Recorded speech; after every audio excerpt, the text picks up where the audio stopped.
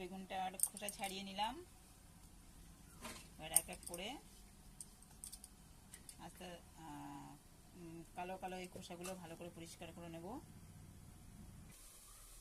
এবার দেবো একটু সরিষার তেল, তারপর পেঁয়াজ কুচি, একটু ধনে পাতা কুচি, কাঁচা লঙ্কা,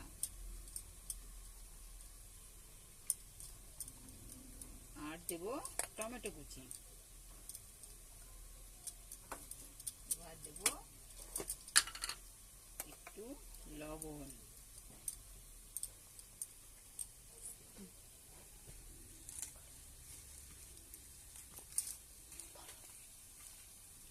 এবার এটাকে ভালো করে মাখিয়ে নেব।